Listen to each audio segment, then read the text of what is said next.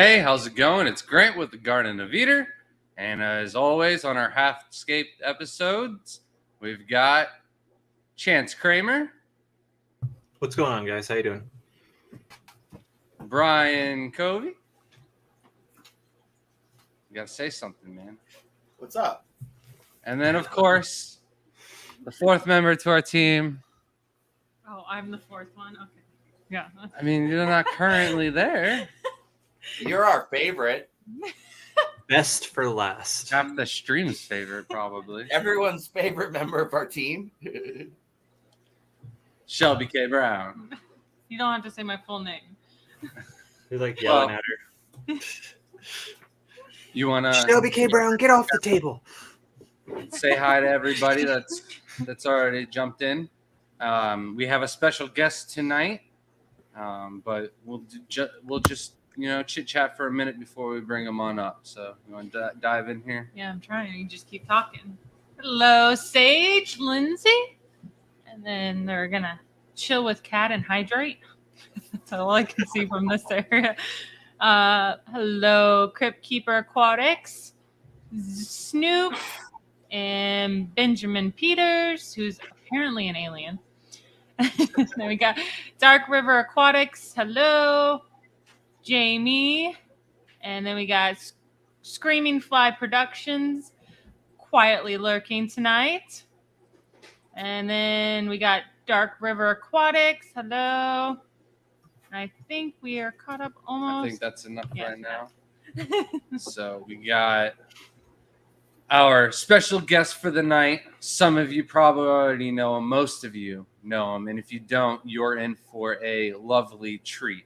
We have Alex Williamson from the History Inside Your Tank. And I'm super excited to have him on as our first guest over here on the Garden of Eden. Of course, Chance and Brian, you guys are our first guests. But Alex is our first featured speaker here. And, man, you was what some say a living encyclopedia. And you are certainly a walking book of knowledge for the most part. I get all of my Latin terminology from this guy. So enough of me. How you doing, Alex? I'm doing all right. That was very, very nice intro. I mean, for know-it-all. I mean, yeah, that was a very nice way to say that. But it's great to see you. I'm honored to be the first guest other than the usual crew. And, yeah, I'm doing well. Having a good night. Just hanging out instead of inside. I'm just kind of relaxing outside on the porch tonight. So, yeah. That's nice, man. I actually saw like one of your other streams where you're outside too. So Yeah. So usually we start off the stream and we just go about what happened this past week and whatnot. But since we do have a featured guest, I think we're gonna skip that, especially since one of our local fish fam. I mean, not local to us, but I mean regulars. He's everywhere. If you haven't seen Crypt Keeper, you're not paying attention to chat because he is in just about every stream I dip into. He has sent us a little update video. If you remember in one of our past streams, he had mentioned that he's going to try out and doing Caridina shrimp with CO2.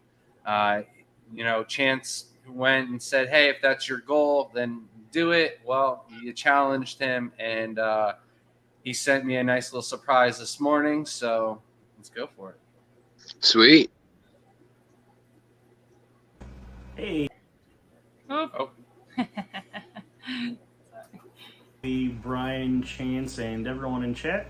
For And those Alex, of you he who don't didn't know even me, be my here. name is Tim, and I am Crypt Keeper Aquatics. A couple months ago, we were talking about my cull tank for the Caridina, the one that I've got CO2 running. So today I just wanted to give you guys a real quick update on that. I found quite a few shrimp in here with berries, so we're going to get some close-ups of that. And also, I have found a few babies, so I hope you guys enjoy. I'm remineralizing RO water using Salty Shrimp GH+. I'm using 1.8 grams per every 3 gallons of water. It sits me right around 100, 110 TDS. I'm fertilizing daily with a really small dose of APT0 from the 2-hour Aquarius. So there's no nitrate and no phosphate in that one. I have not started using root tabs yet. I think I'm gonna start using Osmocote on this tank just to see how the shrimp do with it. I'm using a Fluval filter with a little screen on it. That way the shrimplets don't get sucked into it. But it is a hang on the back filter, another thing that's pretty frowned upon in the shrimp keeping hobby. But I still have babies in here. They haven't been sucked up yet, so I'm just going to continue running with it on this tank. I do have sponges on all the others.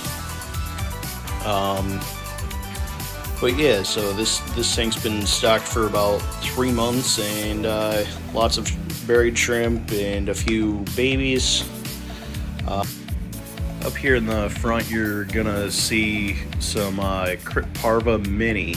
That actually is the Crypt Parva that Grant sent up with the Blue Dream Neos that I ordered a few weeks ago. So it's all staying alive, which is super awesome. Crypt Parva is one of the more stubborn ones that I've found. But yeah, it's all staying in the substrate and all growing really well still. So the first shrimp that I found buried up was the Yellow King Kongs. So I'm sure the offspring that we're seeing is from those. There's definitely a chance that they've crossbred in the tank because there are plenty of different varieties within there. But it's going to be super interesting to see all the different colors and patterns that pop out of this tank over time.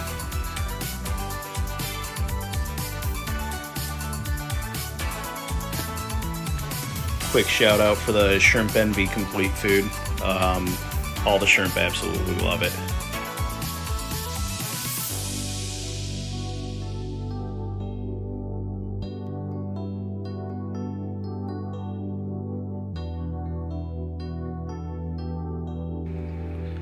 So far, I think I've only found about 4 babies all at the same time in the tank. I'm sure there's more hidden in there. I've got a lot of plant covers, so plenty of hiding spots for them. But I mean, it's a really good start just seeing those first 4. Plus, I've got 5 or 6 right now that are buried right up, ready to pop. So this is super cool. So, moral of the story, Grant needs to start CO2. Yeah. That's awesome. Yeah, I thought you guys would enjoy it, especially the ending. So, Alex, you keep any CO2 and Carradina together? I don't right now. Actually, yes, I do, but not any real fancy ones. In this tank here, I keep Carradina, Malawa from Sulawesi, and the Golden Nebula from Sulawesi. It's probably not the Villa Doldii that we thought it was, actually, until recently when I sold some of them. A guy who was really into shrimp was able to kind of like look at their body and their build and figured out that they're some other unlisted, but they're Carradina definitely. So there's 2 Carradinas in here. Nice. And then in the tank in the other room that sometimes has CO2, it hasn't had it for about a week, but it had CO2 all while it was running. It had some Burmese Babalti in it. So let's see. I guess. And I kind of like to put Carradina in every tank that's possible, just because I think that the Carradina are actually more hardy than the Neo Carradina if you get some of the wild strains. And I just, a lot of the Southeast Asian Nano type tanks and stream tanks that you do, especially any black water tanks, they fit in well as long as your pH isn't like, 6 or something super low. So, yeah. But I had to move inside. There was a fire truck making noise. oh, you're good, man. It was nice to see the tanks. I know I said you didn't need to show anything, that it was mostly just conversation. And I thought it'd be great conversation because every time I time into your channel, man, you're talking about a different species of fish. So, and I also gave everybody the task, all 5 of us, to list their top 5 nano fish, since that is the subject of tonight. We're not really going to go through and say hi to too many people in chat, but Shelby, could you please go through and look for questions? Okay. So if you guys have any questions, we'll be going through and going through that. I'm sorry if you guys aren't going to get a personalized hello from here on out, but we're so far behind in chat. You got a question, Ryan? Yeah, for Alex. What got Yo. you into fish keeping and plants and all that stuff? What got you into it? I've been keeping fish since I was probably 4 or 5 when I won, like as little as I can remember. We did a penny toss into a carnival, and we got a goldfish at like a carnival and brought it home. And I only had a goldfish till I was 9. And then from like 9 to 14, I got into guppies. And by the time I was 13 or 14, eBay was brand new. And I got into, there was a whole community of guppy breeders, like obviously adults, but nobody knew how old I was. And I didn't have any younger friends who were into fish. So like using AOL chat rooms and ICQ, I then like got into selling guppies. The purple metallic lace I was one of the first people to like make that strain as a kid. And so I actually made pretty good money off of it for a few years. Then at the end of high school, wasn't into fish just because of peer pressure. I still had a guppy tank in the closet, but I guess none of my friends thought it was cool. So I kind of just never talked about it. And then when the time came for college, couldn't have tanks per se, but what I did do is I set up basically what you see all over my house now, which is like this kind of thing, where you have like a shrimp, a snail, and like 3 or 4 fish in some size container. And then it was right at the time when those bio orb things were coming out. What's that? A jararium. Yeah, gerarium. Yeah, exactly.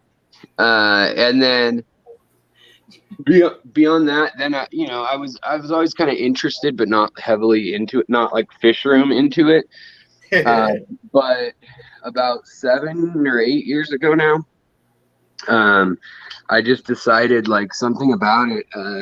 Partially, I had gotten sober after years of drinking and smoking and whatever, everything under the sun actually. And I just like was looking, it'd been a couple years of sobriety, and I was just starting to feel like I needed a crowd, or I needed a hobby to dig myself into. And I was doing art for a living at that point, like tattoos, murals, stuff like that. So then I was like, well, I don't want to do that with all my free time and then start hating it. So I thought like bringing some nature into the house would be nice. And then my wife is from Florida, well, Ohio first, and then Tampa area secondary is where she lived for 10 years. And she hates the Seattle winters. So we were going to get this like sad light for seasonal affective disorder. And the light was like $390 with our insurance. So I just looked up like strong lights, and that led me to find who Takashi Amano was and aquascaping. And that just like, I saw it and immediately I was like, we need all of this now. And ever since I've just been obsessed with it. So yeah. You still do any tattooing? Yeah. Yeah? Oh man. Yep. Don't That's even awesome. think about it. Yeah, I always like to hear people's passion, and let people know, the audience know, and everything like that. And that's awesome. I have a similar story. my little brother won a goldfish from the backup quarterback for the Jaguars. I'm in Jacksonville. Yeah. So like he was on my dad's softball team, and my brother was, and he was like would ask my little brother like, where do you want me to hit the home run in this inning? Like, and he'd Oh yeah. to the Babe Ruth thing. So yeah, he won one at a contest, and that thing lasted for like 10 years in the house. I didn't really pay attention to it much, but yeah, I ended up getting back into the hobby after one of my roommates moved out and left me a 75-gallon and a 40 tall. Nice. Yeah, I mean, I wasn't really I didn't know what I was doing until this last round, like the last 8 years. Like before that, I remember when I was a kid, my mom would literally take the tank and scrub it with soap and water like once a month because she hated that it like being dirty.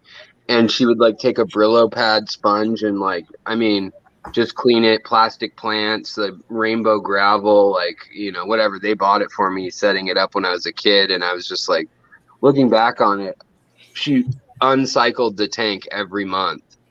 So like if I'd stayed on my water changes weekly as a kid, they'd stay alive. But if I forgot even like one, the ammonia would build up and they'd all die. So it was a frustrating endeavor when I was little.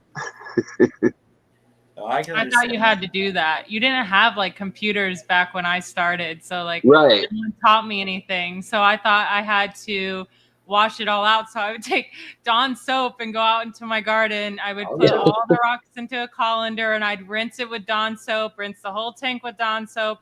But luckily I was on well water. So when I refilled it back up, like they lived and they survived for a long time. They only died because I dropped them on the floor. But I mean, I think I was 13 and no one had taught me how to take care of fish. And I was doing that weekly. I was like, they got to have crystal clean water. It's got to look really good. And I don't know how they survived, honestly. Were they probably Danios or something and guppies? No, Oscar and a gold gourami in a 30-gallon tank. Okay. All right. Wow. Yeah. How they survived, I still don't know. All right. Well, I tasked everybody with giving the first 5 nano fish, and since there aren't any questions already popped up, let's go ahead and start with our guest. What are your top 5 nano fish? So for my top 500 nano fish, I would say yeah, they're definitely the specialty or thing that I'm into most, probably, especially being in Seattle where square footage in a house is really expensive and everything's really expensive. So, I mean, we've definitely had to have small tanks, but I quickly realized I could fit like 2.5 gallons to 20 gallons on racks, and I've kept about a dozen to 30 somewhere in there since I figured that out. And so I've had a lot of species of nano fish, but I would say overall, like, that I think everyone could enjoy, that I think are beautiful and an interesting like basis to build your tank around. I would say that the Scarlet Batis is one of my top ones. I knew that would be on somebody's top, so I purposely didn't put it on mine. So I know I had a whole alternative list of stuff that I'm like, yeah, no one will have this. Okay. So, but I'll say it because why not? And they're just really fun because if you're thinking about maybe getting into cichlids, like you could either use, a Scarlet Batis or the black and red Tiger Batis or Chameleon or blue or the Higginsoni. Like there's so many different little Batis that stay under an inch and a half. Some stay under an inch, and they're pretty, the males anyways. Almost impossible to find the females, but if you can find yourself a pair, they're just awesome and really give you insight into like, oh, I want to keep cichlids. Like they give you a really good idea of kind of how they behave somewhat with the way they nest and the way they kind of defend their territory and collect a little group of females, and only one of the males is bright and the rest kind of back off or they challenge. So I really love the behavior of that fish on top of it just looking cool. Plus and Batis. Yeah, they're baddest, which is funny because Dario and baddest are two of their actual names in Latin, but the baddest, baddest. Uh, and I would say that along with that, I kind of want to cheat and throw an extra one in, which is the Elastomas from Florida, because they're very, very similar, but they don't need heat. And so I've been able to keep like those in little jars and really have enjoyed those. And my number two then will be the least killifish, and I think those are great because they're another native, and I want to encourage native collecting. But they're not super colorful or anything, but they're super bulletproof. I mean, they're really, really easy to keep. And I think a lot of people want to keep guppies because they want to see baby fish. And this is just another species where they don't overpower an aquascape or a small tank. They're very like natural looking, and the adult males don't even get over like half an inch, and the females get like maybe an inch and a quarter. So they're pretty small, which is great. And about like a conveyor belt. Yeah. At the time. Well, and they act like mini cichlids at that size. Like when they fight, or like I always love seeing them in like a rockscaped or like lightly planted tank. Yeah, they act really cool. Like just the territories and the whole personality of the tank as it grows. totally. Yeah, they're a fun one. They're a little bit harder to find, especially like in Washington, where there's none naturally. I got to get in my backyard.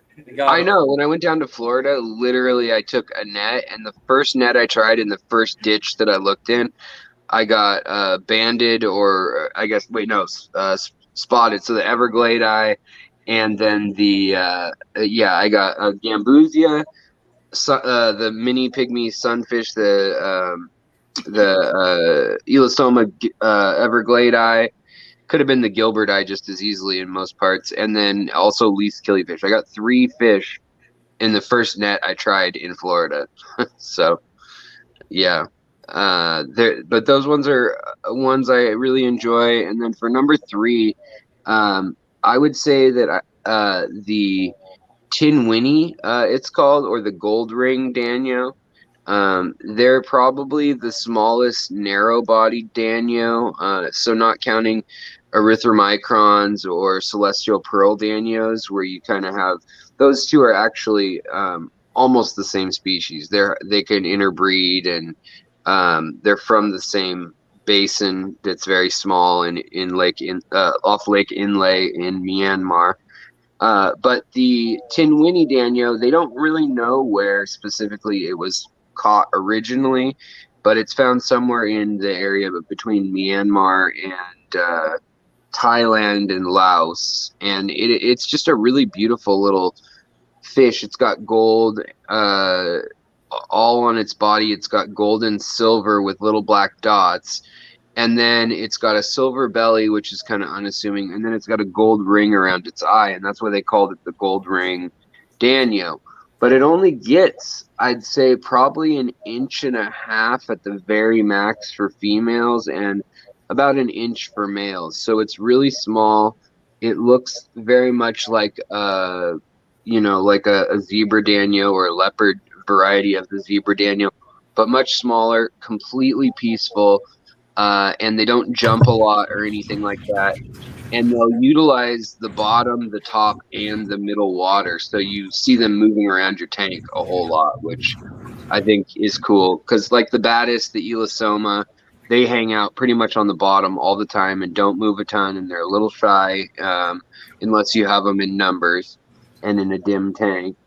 But these ones are pretty outgoing. They school well, and I just like them. They're not that hard to breed either for a nano fish, which is handy. And for number 4 on the list, obviously it's hard to pick, but I think probably I'm gonna go with the Phoenix Rasbora, or one of the Chili's Phoenix Strawberry ! There's so many of those little teeny nano rasboras. So I would definitely go with the Phoenix. I'll pick, or the Mara is its species name, Merrah, I believe, or maybe there's no H. Anyways, it's the Rasbora Mara, and it's one of the very small-bodied micro Danios or micro Divario, and they're very similar to the chili rasbora, if you've seen those, which most people have, I'm sure, except for they can turn peach, orange, or that blood red color, and they have a black spot on their body that changes. So like the black spot's always there, but sometimes you'll see 3 concentric rings, and sometimes you'll just see like one black dot and a kind of pink fish. And so I really like that. One, I can tell like how my water quality is doing by how pale they are. And then if they're really colorful, I know they're either eating really well or they're trying to attract a mate or whatnot. And they hang out on the top and middle water unless they're scared, and then they'll go into the bottom. But what's nice about them is the more you plant your tank, and if you've noticed, like I've got a plant problem in my tanks, like I just collect. Good problem to have.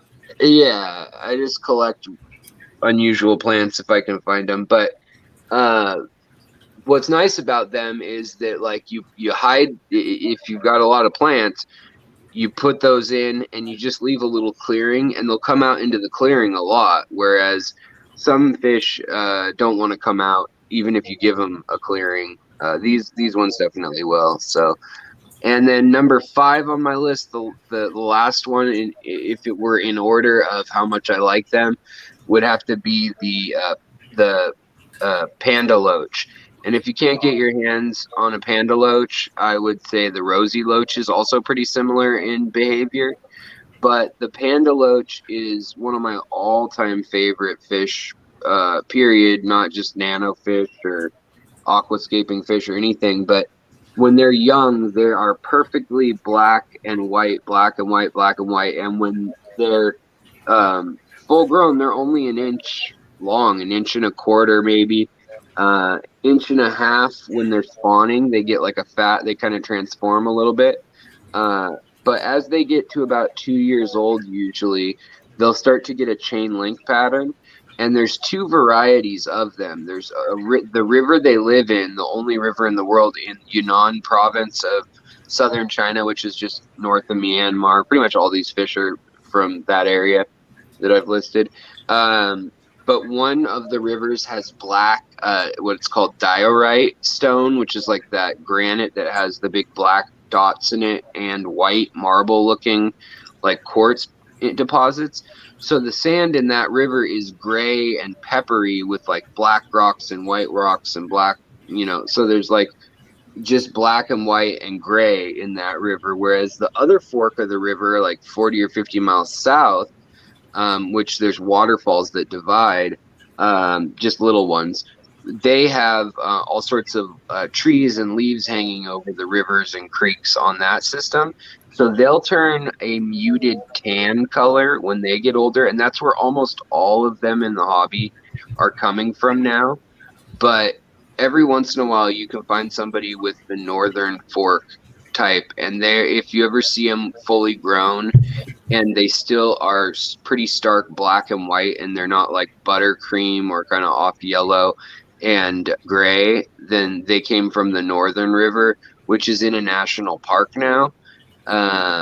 But being China, they're still allowed to harvest a certain number from there, and it's clear that they're doing more than that too. But it's a fish that could very likely, due to development, disappear, and that's one reason I've wanted to keep it for a long time. And I mean, if you go on my channel, you'll see videos from probably 5, 4, and 3 years ago when I had a colony of about 15 of them living in a 10-gallon, and they lived with shrimp perfectly. I mean, watching them for hours and hours and hours, they never ate a single even newborn shrimp.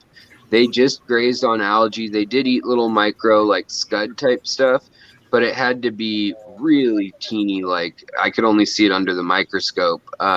So they kind of just graze, and they need a lot of oxygen.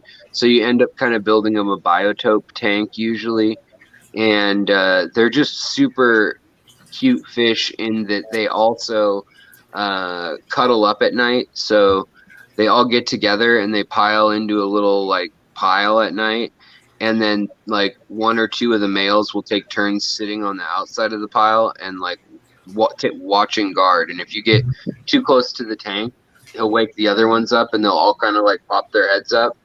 Plus, they can bend at their pectoral fin. So if you have like a tank with some flow or whatnot, they'll sit on rocks and they'll kind of bend themselves upward like a seal or something. So they're really interesting little fish, and they kind of have to eat biofilm to survive. So you need a well-cycled tank, and it's a little bit of extra care.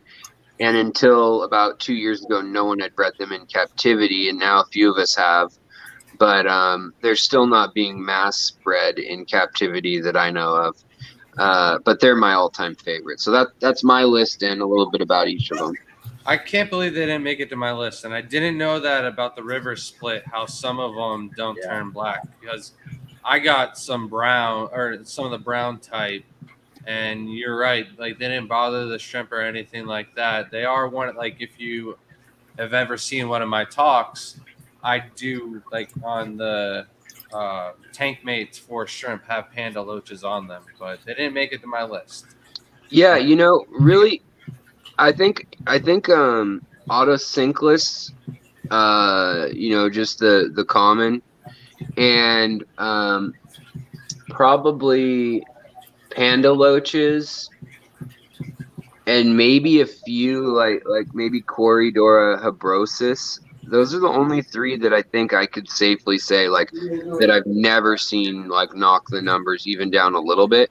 Even my like other nano fish, like they may not actively hunt, but if there's one on right next to their face, they'll go for it. But I mean, like I'm sure but like thread fins and there's some other little fish that work well and won't wipe out your I think colony. they'll be on some of Shelby's lists. So good, I'll shut up.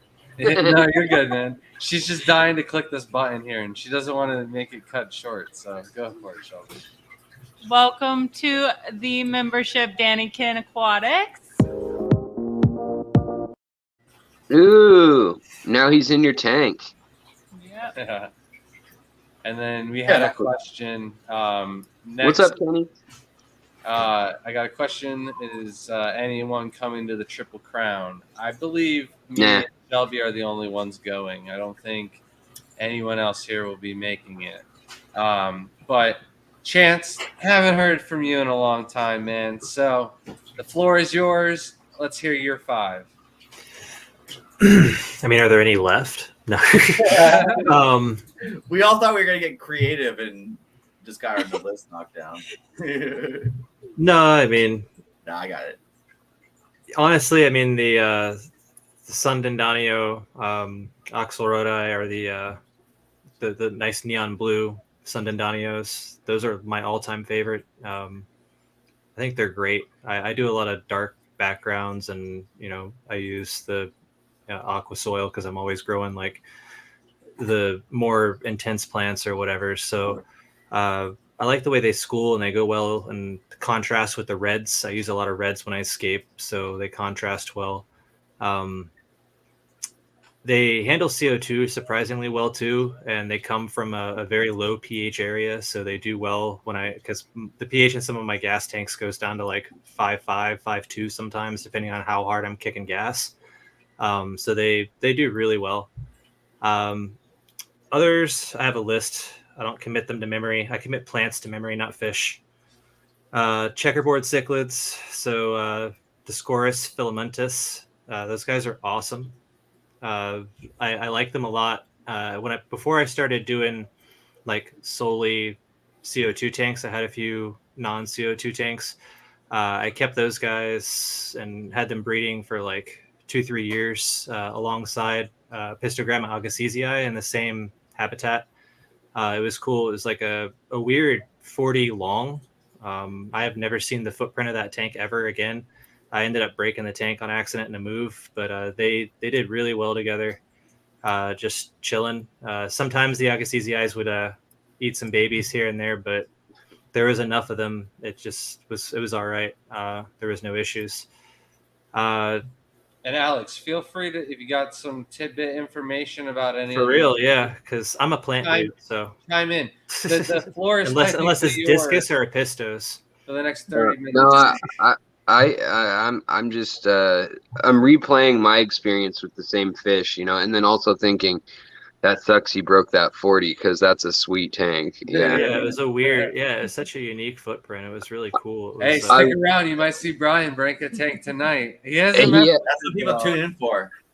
Yeah, I'm really well. I shouldn't say I am anymore. Now I really like Brazilian and jungle style scapes, because inevitably that's what they'll become in my house. If it's for a client, I can do an Iwagumi, but those 40s are just killer for Iwagumi style, tanks, or like something like a Venezuelan, Blackwater or something. Just like you were saying with the Axelrod neon green rasboras or neon blue rasboras. I've seen them called a couple different things. So yeah, the Rasbora thing is kind of, when I hear them called Rasboras, I kind of cringe a little bit because, like, morphologically, no taxonomy. yeah. But The Sundadan, they're from like a different, technically a different formation of the Earth, like by 300 million years down in Australasia. Boris Brigate, I suck at saying the Latin on that one, but the Boraris brigite. Yeah, there you go, that one. Those guys are awesome. You could keep like 60 to 70 in a school in a tank, like a 40 breeder, and be perfectly okay. And they look like just like a little swarm of fish swimming around if you get them to school right. They do fancy Latin folk. Do you got a common name? Chile Rasboras. All right. Yeah. They do great in the larger schools, and they do good with like ditherfish to kind of keep them schooling too. So you guys are talking about loaches, so like a nice little zebra loach or something dopey to kind of swim around the tank that doesn't really have like an agenda to eat fish, but likes to bounce around a bit. It keeps them spooking, and they bounce around opposite of wherever the fish is going. You have a bunch? Yeah. Nice. They're such cool fish. Your focus is a lot better on my streams than your streams, Alex. I know. I don't know what is wrong with my streams. It drives me insane. Because, this is, really good footage. And I'm like, man, sometimes I tune in and you got focus issues, and you are spot on tonight, boy. Yeah. I think it's they throttle my bandwidth. But this whole tank, there's some Sundadanios in here. The blue ones, I don't know where they're hiding at the moment. But then there's also Somfongzi Rasboras, which are another one that was has a crazy story all on their own. And then there's Phoenix and Chile Rasboras up here. And then there's Amber Barbs or Ember Barbs, depending on who you ask, from Africa, that are one of the smallest fish in the hobby right up front. Are you breeding those? I'm trying. They haven't bred yet. Everything that's in here, I take it out, and as groups, I'll try to spawn them. If you can see this guy right here, who's like dead center right now, he's moving in front of a leaf with his friends. He's going to be alone right now. He has long fins. It's the only long fin Rasbora, well, rather Trigonostigma, which isn't really a Rasbora, but whatever. I remember talking about him in another stream. Yeah, he's beautiful. I've seen one Chile Rasbora on a forum with long fins, like that trait, but I've never seen any others. And so to get one of these, which literally we only had 3 left on planet Earth, that we knew of anyways, and they all spawned they spawned them, and now we have them in the hobby again, and they're actually pretty affordable because they are fairly easy to spawn usually, but so far I haven't gotten any babies with his long fins. I've got a couple babies, but none with his long fins. So anyways, I just heard the chili rasbora, so I wanted to throw them up in the background or on your screen since they were handy. No, I appreciate it. I don't have any fish right now. Celestial pearl danios, obviously, that's like a staple nano fish, I think. There's one in there too. Nice. I saw it. Yeah, they'll swim by. They're usually a little lower. Yeah, those guys are fun. That was the first centipede I accidentally bred. I had like a pair of, or a couple pairs, I guess. I didn't even notice that were in the tank because it was a discus tank. So I thought the discus like gobbled them all up, and they hit around. And I had Sagittarius subulata carpet, and they all stayed in the carpet of that. And I did a water change one day, and I went from having like 4 or 3 to like 15. So I was like, all right. So they just kept breeding out in the bottom of the tank and staying from the top. Oh, wow. Yeah, I mean, you're lucky you still have them. There's one cruising around the screen right up on the top, but I don't know if you guys can see him.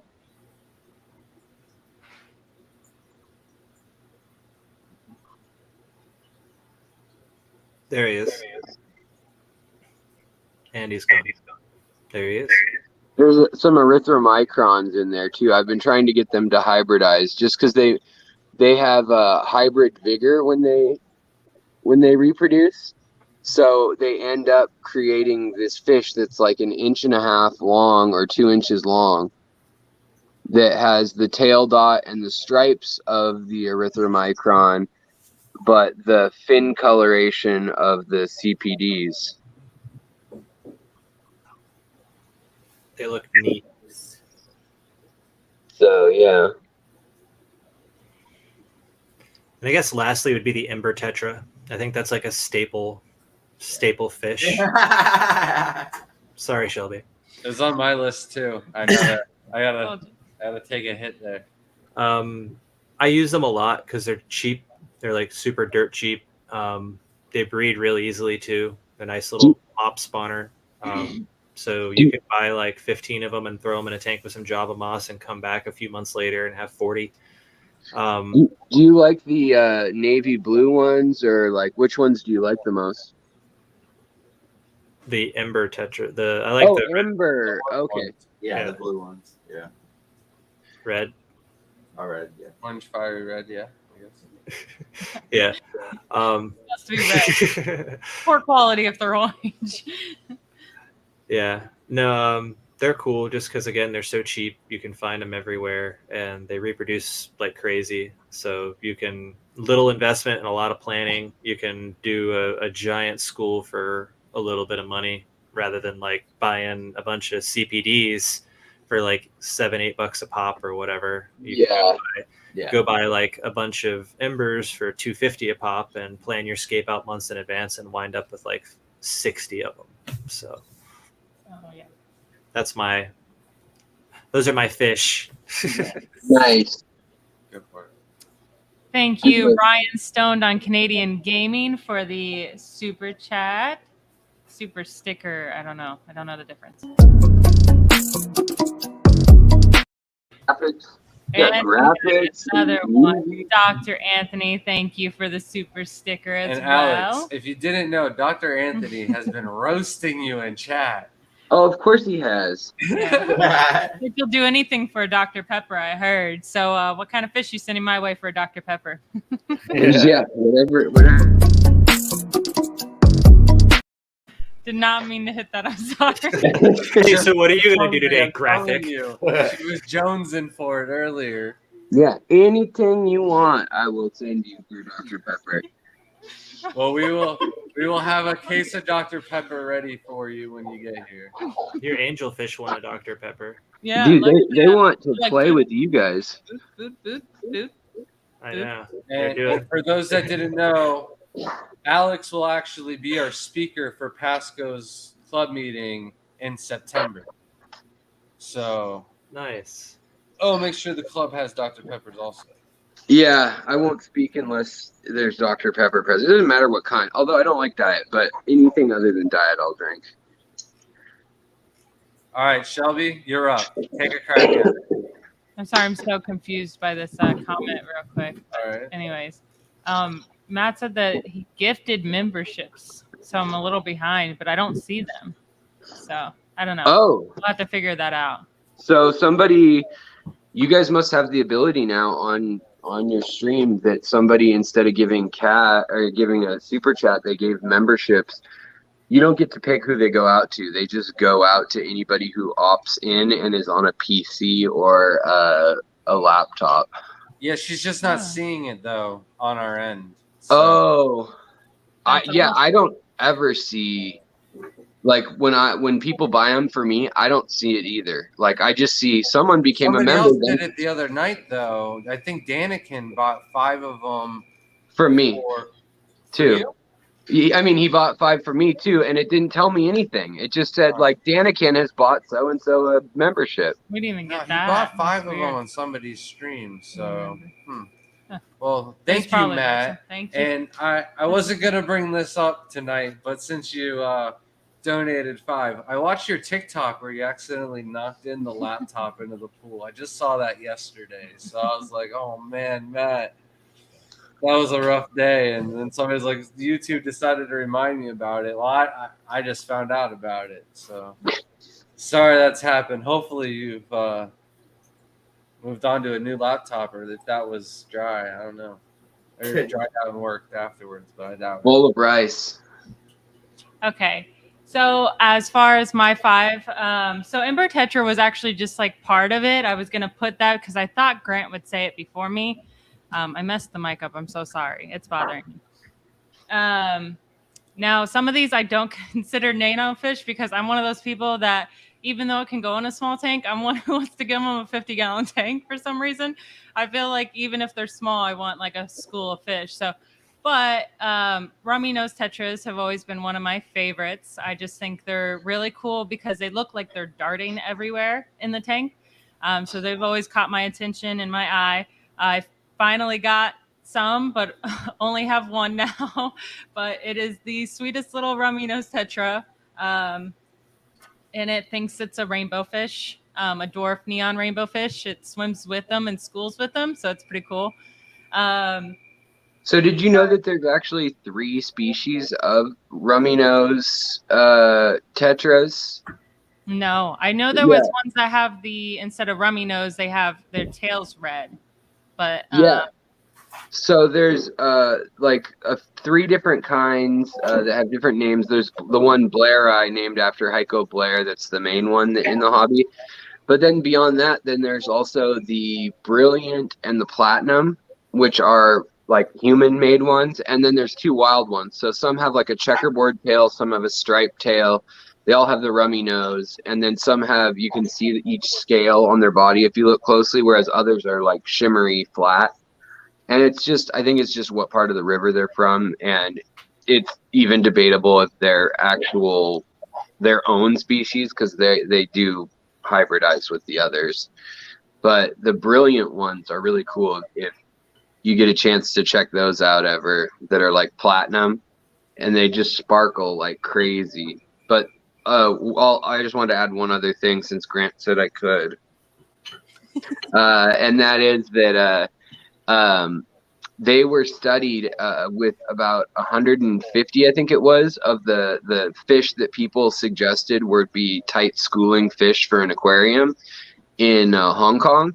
And their aquaculture research center there that they have determined that rummy nose tetras, not rasboras, sorry, they're the tightest schooling fish that's in that list of however many they had. So if you have like a 75-gallon tank and you throw 30 of them in there, they will school very, very tightly together.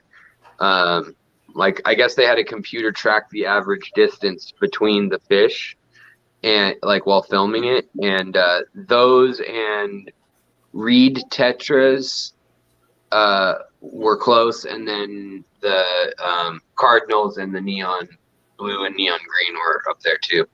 Anyways, sorry. That's crazy because it does. But the funny thing is, it's Schooling with the dwarf neon rainbows, like really like in there. I mean, it's leading the pack. Like, I'm the boss here. Like, I know how to school. You follow me, and it's That's funny. It's really cool. So my next one's going to be the daisy rice fish. I honestly did not like these at first. Every time I saw them, I was like, oh man, these are terrible when we went to the shows because they were just really pale in the bag. Now I've got them home and they shined beautifully. Like their fins are really beautiful reds. And then they really shimmer like a blue color. So, and they're the first ones that laid eggs for me. So obviously they're cool and easier to breed.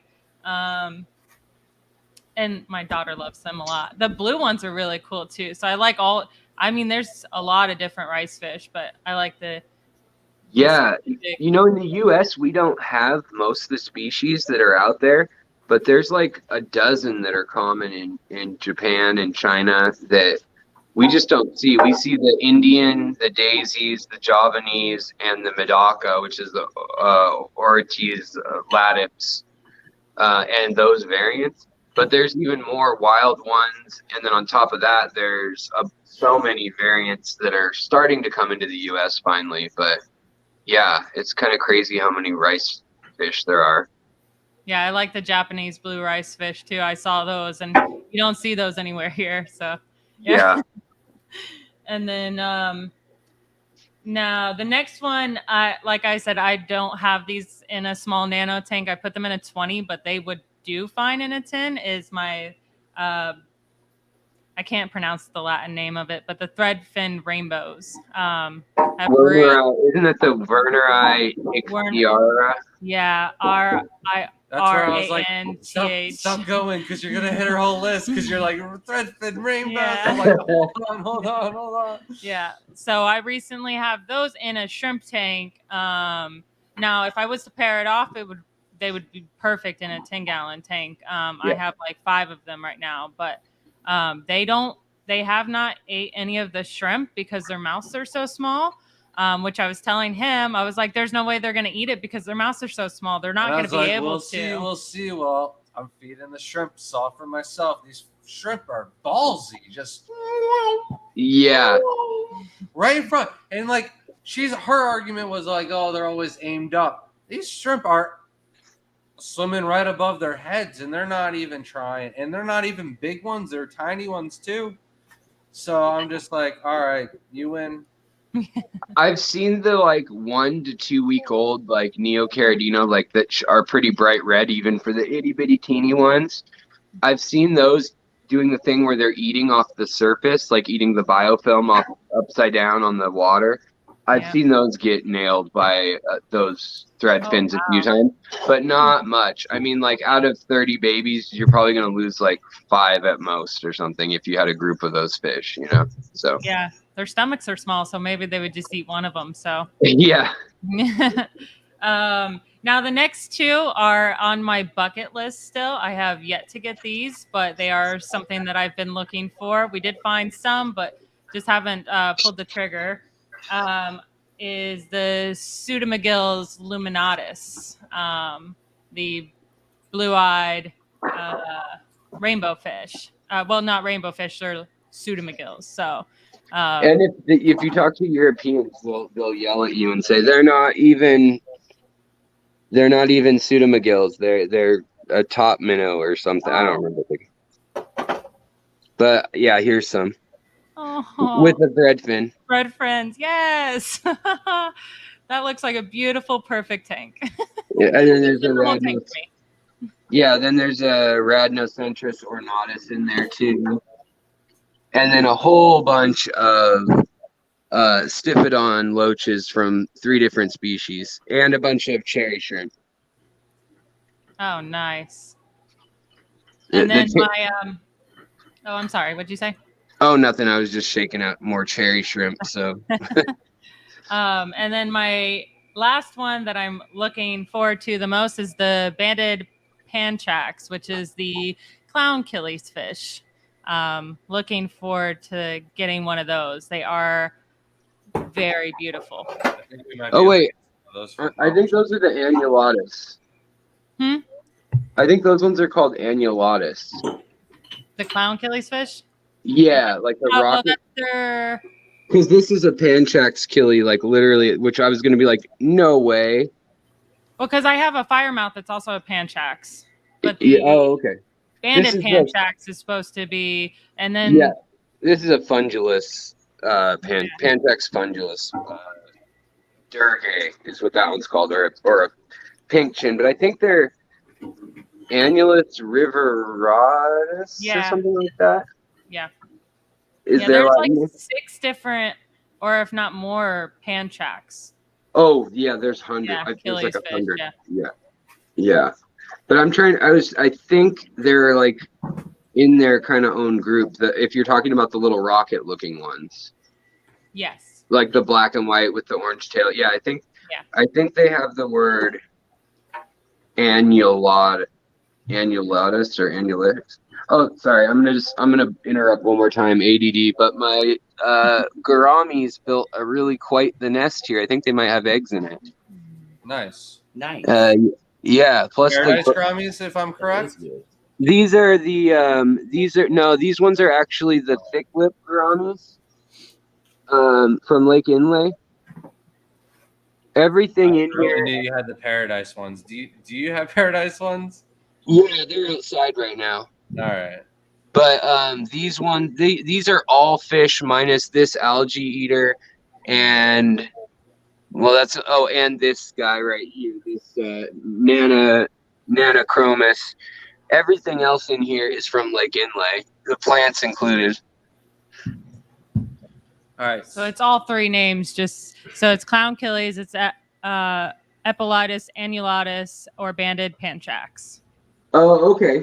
Thank I had you. to double check myself too. No, I don't know what I'm even thinking of then. I'm sorry for even talking. When we were at the Greater Pittsburgh Aquarium Society, I don't think Shelby really got any credit until she started using all the Latin words, and then everyone's like, "Oh, I'm just gonna talk to her about fish." I'm like, "Yeah, I just do shrimp."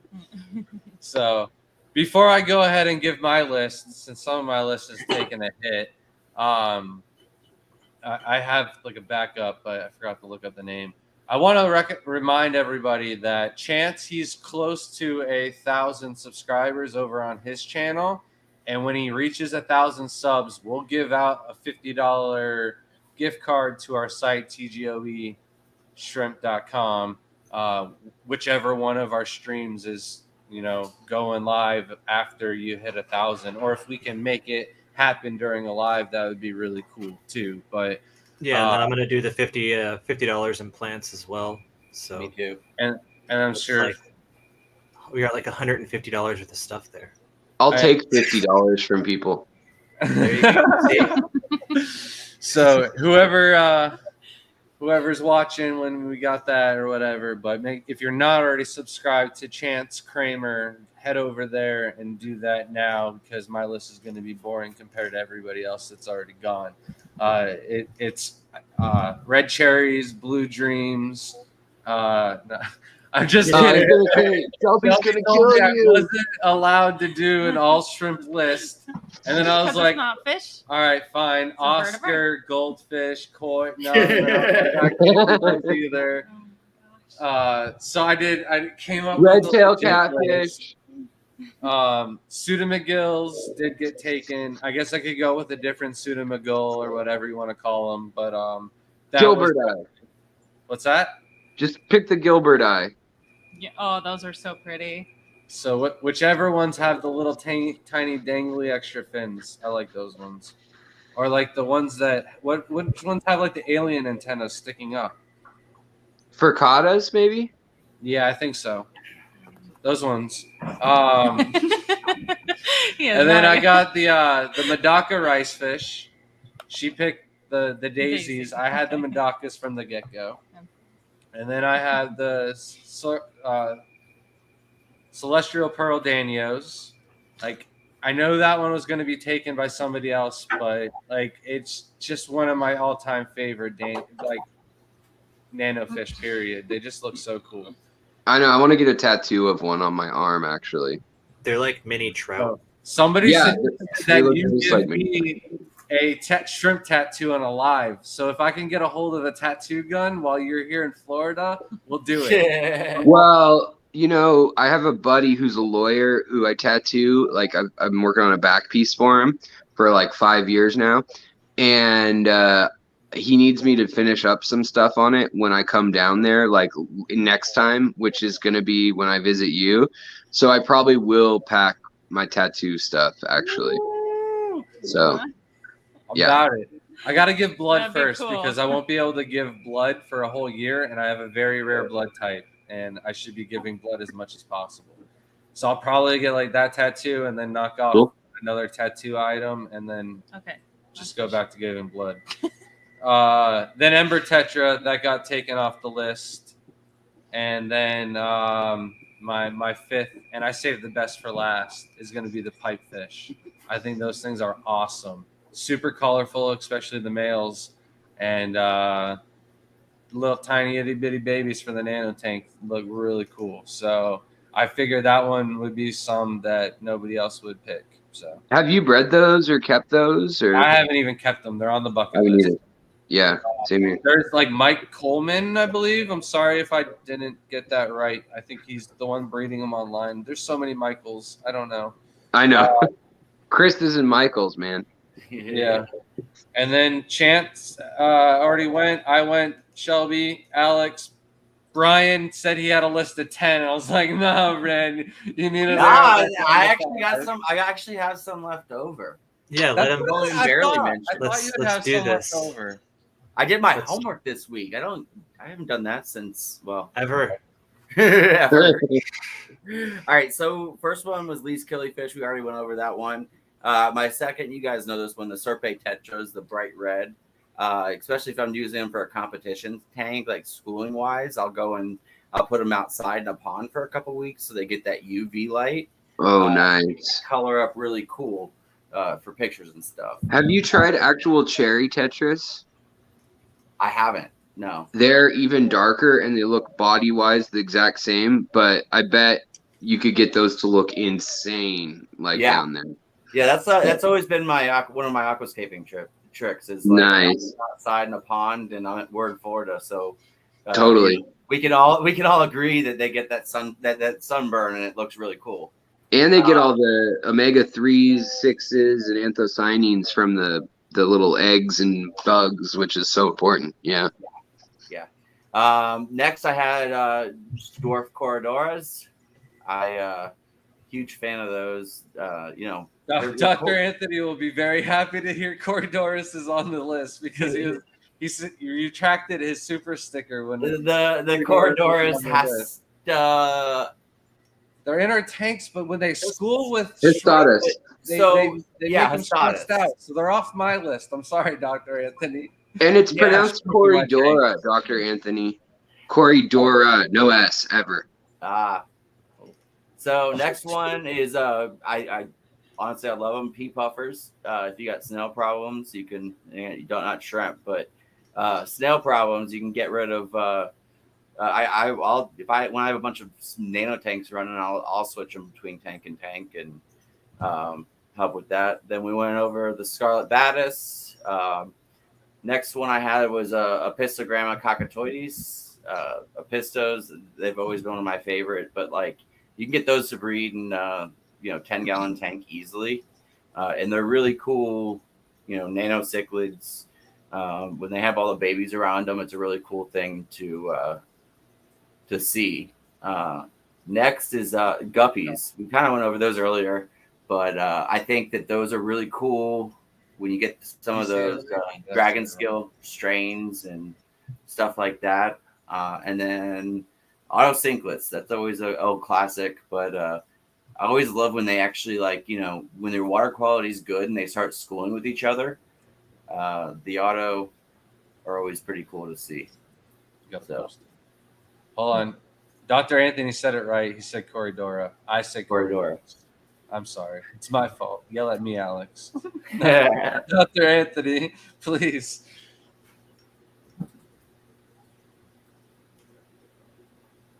Continue the list, or did we have That was my last one. Was auto sinkless. So I had 5. You guys took. I'd like to get the lime green ones. The autos. Yeah. There's some cool little. Those aren't autos. Those are Histonotus Akais. I used to have them. I have a source. I just can't win tonight. Okay. Yeah. No. You're gonna split hairs on Latin names, and you're gonna get called out by the plant and the guy. There's some fish I'm like hardcore over. They're one of them. Oh yeah. Well, and that whole family and the lookalikes on that is pretty cool. Yeah. With them, they're from a river in Uruguay, and they breed on the Econodorus uruguayensis that's in Uruguay, and nice. They're awesome. My friend Mark actually has been there to collect and has collected them and brought them back for me, and has video footage of them all on the leaves and just doing all sorts of crazy stuff. That river system's freaking beautiful.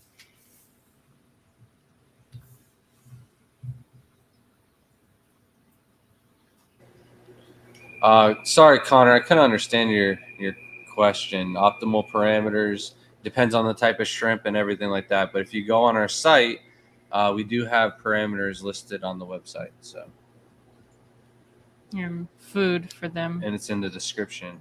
And food, do a wide variety. We have the Shrimp Envy foods up on the website.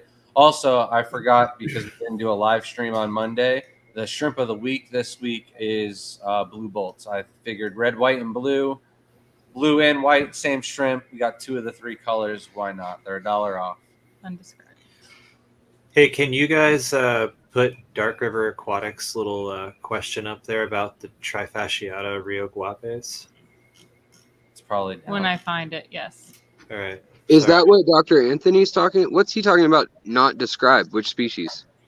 Oh, it's a pisto species. Oh. Yeah, he said that he found a red apisto. I saw that earlier, and it piqued my interest. There's a few that turn red, like the abacaxis sometimes can, or abacachi, however you want to say it. And then the Inca 50s can sometimes get a red chest in some collection point ones. Yeah. Inca Banshees. Oh. If anybody has these fish, please let us know.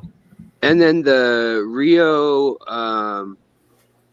Mamore Vieja, not the Vieja fish, but the Vieja Apisto. There's an Apisto called the Vieja Redback Mamori that's from Europe, and it's a really red one too. Chance, if you haven't checked out redfishbluefish.shop, check out his shop. He's got usually 20 to 40 Apistos species and varieties at a time, but he orders only from European sources. So he gets a lot of the stuff that the U.S. does not get if you're looking for something in particular. No, my buddy was. He's in chat. Oh, okay. Yeah. But thank you. He heard that, so he will. Okay, good. and now's the time where we're basically done with our agenda that we have. Okay, bye. Out. So if anybody has any questions they'd like to direct towards Alex about anything aquascaping or anything like that, he just left. But anyone like, questions, we're going to be more active in chat now and try and catch up with everything. Yeah, trying to. So Matt gifted memberships to Frank, Fish Tank Dad, Pepling Creek Aquatics, Rico Ston, and Ryan Stoned Canadian Gaming. Well, Rico will be Stoned quite on happy to find out he's got a sticker coming his way. And if you didn't know, Shelby took them out. I thought they were now gonna you know. If you're a member, you get an exclusive holographic TGOE sticker. So all 5 of you are getting a free sticker headed your way. And then I'm not going to do 5 of them. But yes, you are. I was only 1. 3, 4, 5. All right. She made me do it. I wouldn't have felt safe sleeping tonight if I hadn't done it. So she's like, I did all that hard work. You're going to do each and every single one of them. Yeah, it's only one shrimp in the tank. You can't just give one and then leave all the other 4 in a cup. They could die overnight. Rude. It's not like you haven't left shrimp in a cup. Don't lie. Say funny things when I'm Don't drinking. lie. Hey, listen. Maybe for You'd like be 3 surprised weeks. how hardy they are. I Yeah. kept a bag of Opa Ula on the counter for quite some time. That's not. It happens. Yeah, it's It bad. happens. They survived. They were fine. It wasn't bad. It was Plants just are bad. the Yeah, but worst. have you drank out of one of the cups? Tissue culture cups are the worst when you get them, and then you're like, "Oh, I'll plant this next week." 2 months later, 2 months they later. still survive, but you gotta get a good tissue culture cup for that to survive that long, though. Like the ADAs will survive, but if you go to like Petco, you'll just end up with fuzz and like brown Yeah. liquid. It Oh, depends yeah. on They're already it depends 3 on when months they were old. manufactured as well. Like if Totally, you yeah. get, I've gotten some ADAs that were shipped to me that were trash. Yeah, So, yeah. I'm like, wow, this died last week, but they shipped it. Pink flamingo crypts will never be good as tissue culture cups. Like they usually come across, and most of them are melted. Yeah. On the West Coast, we get them fresh, but the thing is, they're immersed completely. They're not the in-between tissue. They don't make them with the in-between tissue. So they're not the undifferentiated callus cells they're supposed to make tissue cultures with. They use them as terrarium plants. So everyone tries to put them underwater right away and like has a 90% failure rate. Unless you got really good light, CO2, and you know your ferts really well, you really need to like get them to grow roots first as like immersed and then transfer them. That's how we have more success for most of our tissue cultures, anyways. Yeah. I worked at Go ahead. I worked at Aquarium Zen. That's like well, at the time it was the only ADA retailer other than a shop in San Francisco on the West Coast. And You worked So with we- Steve? yeah, Steve Waldron. Yeah, Yeah, he's awesome. he's who I. Why am I hiding? He's who I. He's who I interned, apprenticed with, or whatever you want to call it, for about 2 years, learning like Iwagumi and Dutch, and then finally he's like, just work at the shop already. Like you're always here. So Yeah, okay. Steve is cool. Yeah. Steve's my buddy. So Nice. Sketty Nona asked, are neon blue gobies hardy fish? Not really. They are. If she's talking about the Stiphodon, Arioralis, or however you say it, the neon blue ones, or the cobalt neon blues, they need a lot of oxygen and they need biofilm. So that's kind of niche. Like if you have a brand new tank, they won't do well. If you have an old tank, they might do fine ignoring them completely, but they need those microcrustaceans and algae.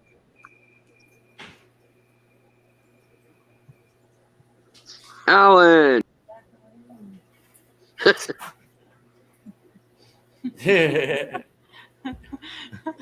Is that the name of the new I have a few choice words for us when he meets us. Catching up. Yeah, we can Why? start saying hi to people. I'm just trying to catch the end of the. Oh, Chat. did you tell Dr. Anthony what you were telling me about the shrimp stuff last month? Which ones? The Peru research project stuff? I'm so lost. I didn't want to just. What he was saying. What? I'm sorry. You were saying that you were gonna the anybody I directed or whatever, that you were gonna do some amount or something that. No, No, he was in the live stream when that happened. Oh, he was okay. All right. I was like, I don't want to give it away if you've decided that wasn't a good idea or like you needed to readjust. So I was like, I don't know how to say this openly. No, But- no. Awesome. I heard you already made your goal. Somebody send me the link. I just haven't totaled up how much it was for those 2 weeks. Oh yeah, And- yeah. With No, that was really awesome of you, by the way. But yeah. with the trip to Pittsburgh and then everything else playing catch up and the holiday and Oh, Shelby's yeah. birthday, it's It's been on the back of my mind, but yeah, no, I need to get it done. I know. Yeah, or Dr. Anthony will start being a jerk in the stream otherwise. One question for the locals: when is the Pasco annual swap meet? It was going to be in September, but because I would like to be here when Alex is speaking, we are bumping it back to October. So it'll be the second weekend, the second Saturday of October. Sadly, we will not be here for it, but yeah, we will. Oh, shucks. We'll be here for Alex's talk in September. I'm so excited for that. I mean, I'm excited to see your club and see you and other folks that I have friends with down there and viewers down there. But I'm also like just as excited to bring my nets on the airplane and like have everyone stare at me and be like, "Why are you just carrying a backpack and a bunch of nets?" And go you just collect wear like them. a Crocodile Dundee outfit. Yeah. Hanging out with Shelby's the highlight of any trip down there. She keeps everything in order, I take it, huh? She'll make sure You know the how they collecting say better goes halves. smoothly. Yeah. Grant didn't even And take I'm a going to hat. be the one in the corner crying for help. No. So John the Stir Fry guy said, I don't know if anyone mentioned peacock gudgeons or pygmy sunfish, but they are some of my favorite nano fish. She did step. Oh, they're a Shelby's good fun one. fact of the week. She did step on a grasshopper this morning and freaked Oh. out so badly that I It thought was like in our house. Thea's had a rough week Bare between feet. the fireworks and the thunderstorms. It's been rough. So if like she would have like barefoot walked into like some pee of Thea's, like that's what I was expecting. It's just a poor little grasshopper. Yeah, it's the crunch under bare feet. The It's grasshopper just was fine, by the disgusting. way. It flew out of my hand when I released it out of the window. You didn't eat it? Not this time. It was the morning. I fast until about 10 That's a.m. protein. It's really early.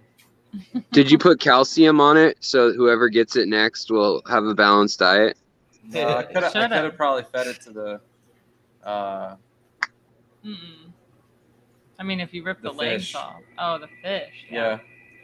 I'll drop some bugs into the. I mean, so many bugs fall into that pool regardless. So what's a little? I have bad luck with that. Like I put a spider in the tank, almost nothing wants to do with anything to do with it. Of my domestic fish, like an Oscar, a Haplochromis, like cichlids will like smash it, but like Tucanos, those are really cool tetras. They're really expensive though, so I recommend checking out the Somfongzi or Somfong, the Trigonostigma Somfongzi. They're really similar looking, but they've got more of that like lamb chop rasbora body, and they're like $6 to $8 a piece instead of like 15 or 20. At least that's what they are out here in Seattle. $45 to $79 online is what the Tucanos are going for. And that. Yeah. It's ridiculous. If you ever wanted to invest in a fish, though, and learn to breed it. Yeah, they're hard to breed. I gave up after 2 years. I got like 1 or 2 fry, and I was like, nah, over it. And then Steve Waldron, by the way, he always gives me like some unexplained species or some random expensive thing, and he'll be like, you need to buy this and take it home and try to breed it, and it's always like nearly impossible, whatever he gives me. So Sounds like Steve. yeah, he's in Hawaii now. Robert said, you reminded me I have 40 blue bolts in a cup in a shrimp room all day. Rough. It definitely happens.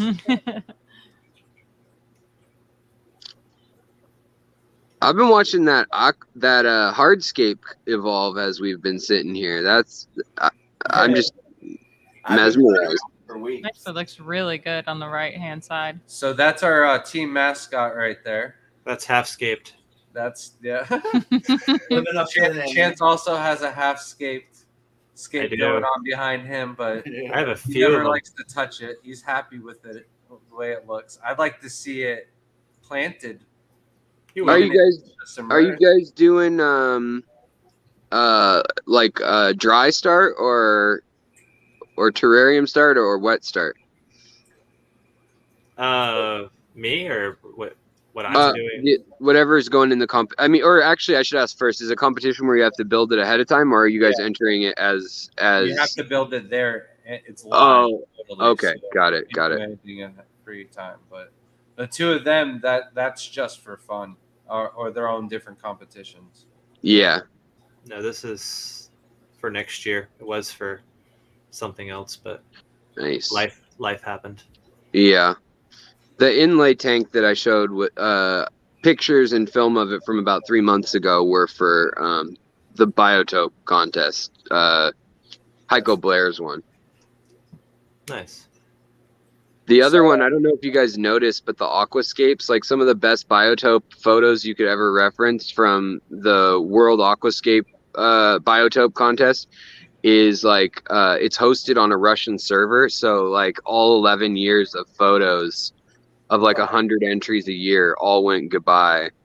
And I'm sure they'll rehost them somewhere else. But for now, like they used to be hosted and to give you a list of species of plants and fauna and flora and like, you know, everything you could want to know, water parameters, minerality. And I think it's still MIA as of right now, unless somebody knows otherwise. So Benjamin wanted to know about the space shrimp and if they made it. Sadly, they had engine failure on the first. Oh, the first day was weather issues. The second day they had engine failure. The third day there was issues with clearance and insurance, and basically the shrimp were never sent up in a rocket. So we will try again maybe next year or another project or something like that. But hopefully that is not the end of this shrimp in space saga. You know, we need to do something about this, Grant. We need to build one of those model rockets with a I'm down to parachute. figure I was out just how much thinking it about that. costs You guys should do to that. start a GoFundMe program, but we have to wait until Dr. Anthony raises all the money he needs, and then we can do it. Because Let's train them like they train the money later. astronauts on Armageddon. We'll have like a quick montage of some Aerosmith, and then we'll just launch a rocket with some shrimp Like up. like needlessly welding something with sparks flying in the background and like Yeah, doing not like even one anything. pull up. It's like a school bus that you're welding. You're like, where the fuck? Yeah. Every time I've been to space, that's how it works. Yeah. We need to do Yeah, that. I mean, people have sent like cornbread and toast and like weird stuff up, you know, with just a weather balloon. So if we could get some hydrogen or helium, We but need to put it hydrogen would through a work. certain amount of G forces. That's You remember that guy that strapped all the balloons and had a BB gun to the lawn chair? Yes. This sounds like the perfect. We train the shrimp to use a BB gun, and we'll be good to go. I mean, you could probably just use a real gun and just launch it over the Keys or something. Just get like We do live in America. right, yeah. And then the shrimp wouldn't Possibilities are endless. put a GoPro on the shrimp and then just get like a very long scoped utensil to aim with. So that's a good question. Did they give you the shrimp back, or did one of the scientists? Yeah. Did they keep? All right, good. We got the shrimp back. It wasn't a The scam. only then. issue was they sat on a launch pad in the desert of Arizona for quite some time, so I didn't get all of them back. Okay, well, Yes, but I did get them back. It wasn't like they ripped me off or something like just that. saying, man. And I got part people of have the some pretty rocket, and I got a ingenious bunch of scams these packages. days. They gave me a cool. bunch of stuff, made it worth. Awesome. We'll do a little video about it, and hopefully it'll be part 1, and there will be a part 2 where we actually get the shrimp up. But U.S. Scaper asked Alex. It's always sad when you can't get your shrimp up. Yeah. There's so many jokes with that. I mean, we need to start Prawn Hub. It's gotta get launched. Alex, I've grown some pink flamingo crimps via dry start method. If I flood the tank and run high CO2, they convert and not completely melt away. Will they convert and not completely melt away? They might, but I mean, the key thing is just to get the roots going, and then it doesn't matter if it melts or not; it'll come back at least. But problem is in the tissue cultures, they use those undifferentiated cells, and in most, well, a lot of them, the undifferentiated cells differentiate into the root and the top, and basically immersed versus submerged. Like it's two types of tissue because of epigenetics. Like it's an off and on switch, like puberty kind of, and by the environment. But with crypts, they kind of exist in between both worlds anyways, as a lot of aquarium plants do. But because they don't have like a waxy leaf layer, they're really prone to that melting. And then because of the lack of chlorophyll, because they're pink and whitish a lot of times, that also has it going against them. They can't synthesize at as effective of a rate. So then they really need to rely on nutrients, CO2, all that stuff. Plus, then they also get really easily burned by ammonia. So some people over fertilize and then they burn them out, all their crypts that are tissue culture. So it's just a fine balancing act. And if they have roots, they'll usually come back. So I wait till there's an inch or two of roots. And if you're doing dry start, probably a month or two would be like way more than enough, I would think. I mean, anybody else want to sound off? No, I think I got a picture. Chance agreed and approved. I'm trying to pull a picture up. Well, while he's pulling up a picture, bring up Dr. Anthony's comments. He said if you invited Alex to come speak, I'm canceling. And he's like, just let him know he was second choice for September. So I did ask Dr. Anthony first because he came out on one of the streams and was like, oh, I was like, I didn't know I could pull you from Peru and have you come to Florida for that. So I was very excited when he volunteered himself. I had to take him up on that. And then, well, the trick is he lives in California most of the year, so you just got to get him when he's there. Yeah. And then you got to get him while he's not busy and when his wife hasn't made plans. Right. Well, that's my life too. My wife plans my life too. I plan Shelby's life. She has no say. I'm just kidding. Her work is scheduled. She's off every Sunday and Monday. And then I'm like, all right, well, we need these dates so we can go to this fish show. That was a very nice looking tank there. Yeah, those were just planted direct as TC in water. And flooded and done. Do you do the EI and you're doing CO2 highlight kind of stuff, right? I have my own FERT thing that I do. Okay. It's a mix from Gosnifar that has been developed through lots of trial and error by a bunch of different horticulturalists.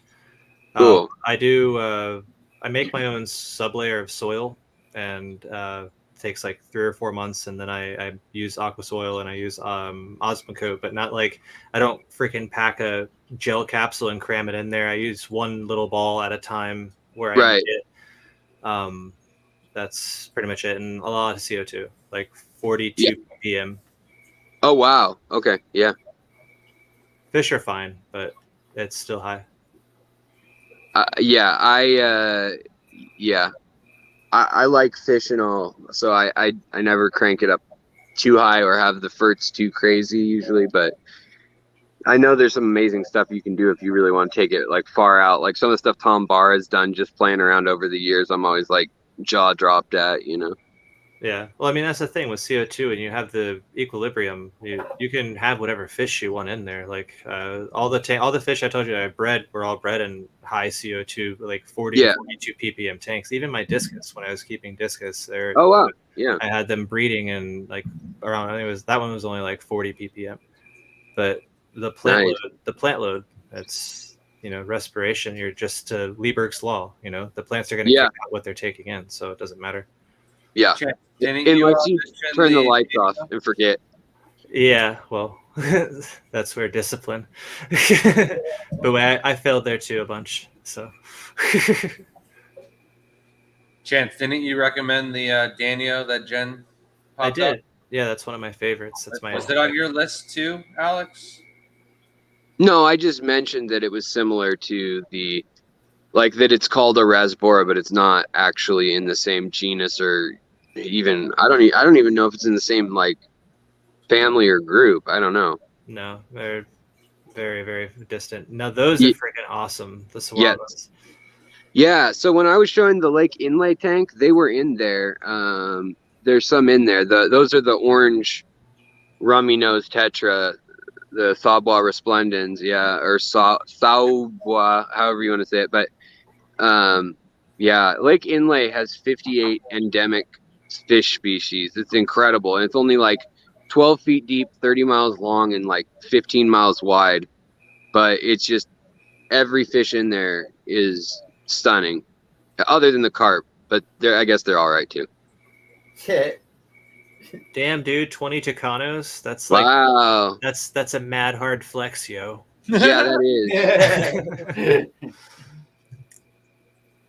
Lonnie, I was looking at Ember Tetras on Aquatic Arts last night. I was looking at the Pecticolus and saw those Tetras. Oh yeah. Petricolas. Yeah, the Emperor Tetras, there's like a lot of varieties, but they've got some really nice blue ones on Aquatic Arts.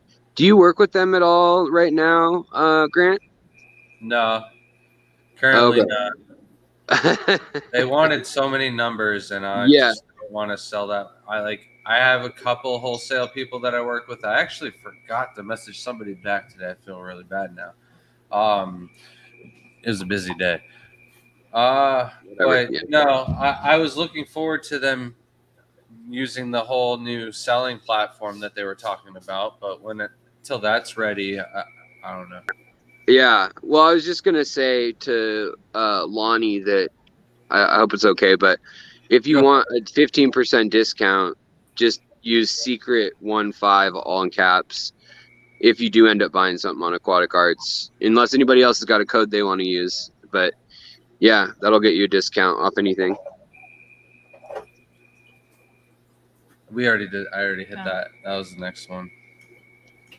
I went back to the Lonnie's. I have a 30 gallon. Oh man, 30 breeder. You want to read? I have a 30 breeder with Praycocks, rainbows. Any suggestions on tank mates?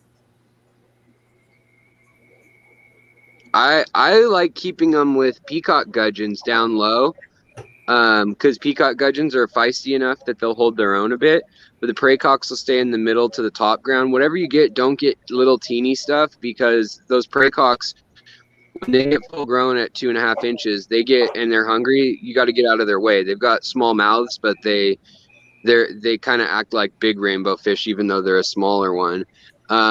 I would recommend pseudomagills if you spot feed elsewhere, or if you've got a big enough tank that you can put food on one end and on the other at the same time and kind of let them do their thing. And then also like Corydoras or petricolas, anything that goes on the bottom, lives in neutralish water.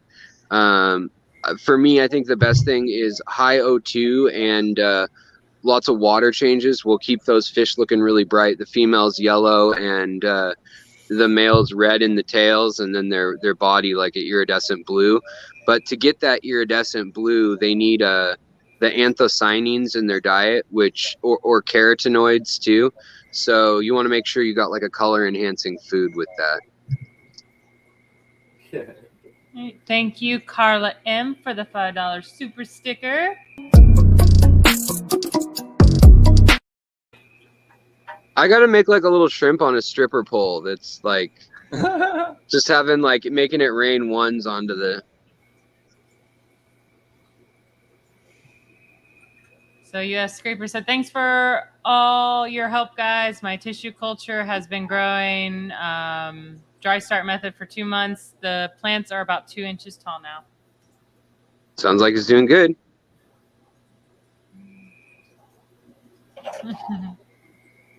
Jen said the coveted GG Furt mix. Jamie said all these big Latin words are putting me in, like a deer in the headlights. Glad I'm not the only one. I'm trying though. I'm drowning though. Have a good night, Dr. Anthony. Said he has 6 a.m. water changes in the fish lab. Don't fall in.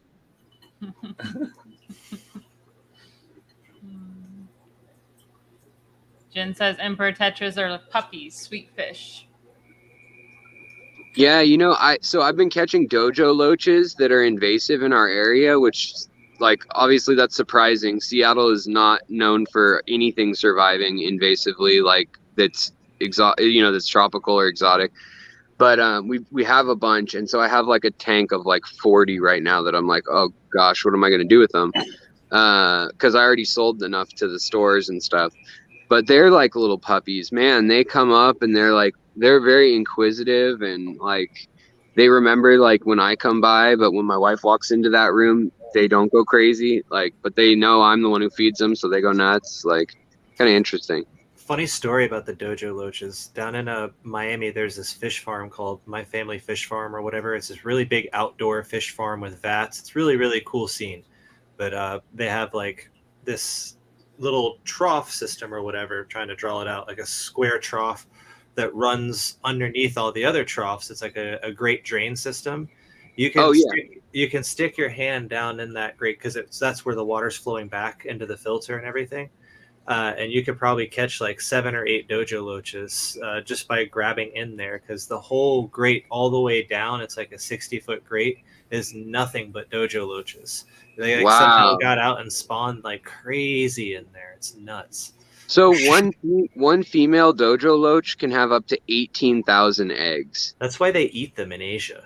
Yeah. They're a very sustainable food source. Yeah, like snakeheads. Yeah.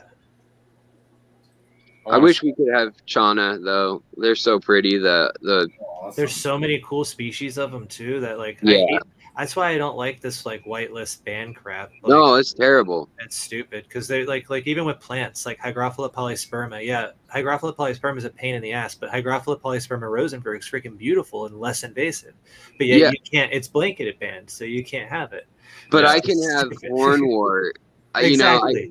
Exactly. You can have hornwort. You can grow all the kabamba you want, but or myriophyllum. I can like myriophyllum matin grossum. I can have. It's like right. What? Why? Why? Yeah. Yeah.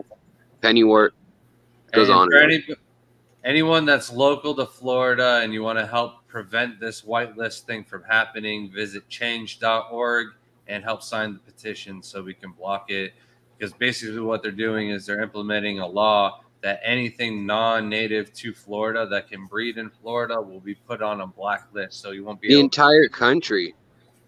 Well, they'll start in Florida and then eventually. I mean, the legislation's still hanging in for the U.S. too, for the entire U.S., which would mean, which would mean you couldn't cross state lines with any animals. This is a specific law though, just pertaining to Florida. So both of them are serious issues, but if you live in Florida, you are able to sign the petition on change.org. I'd appreciate it if y'all checked it out. So I want to try it. In Queens, New York City, live dojo loaches sold by the pound. I would try it. They do it here in Seattle too, in like little Saigon or whatever they call it, I guess. Yeah. If we got 1 million subs by tomorrow, I'll do it. That's the only way I'm freaking eating anything like that, man. I'll eat it. I hear they just taste like catfish.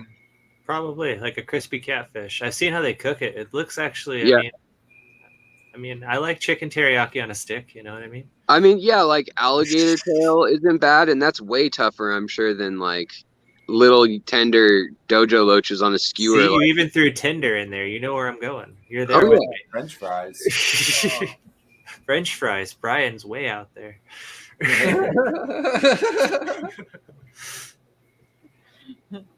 They cook them. They skewer them through, and then they have this oil that's like a kind of semi-flammable oil. They splash them in the oil, and then they have this hot fire going, and they sit there and they flip them over in the fire once or twice, and then back into the oil, and they sprinkle this like red chili powder stuff looking chili sauce and fish. And then they flip them around in the fire a little bit more, and then they come out looking super crispy and like golden dojo loach brown. I watch all these cooking shows, but I'll never eat it.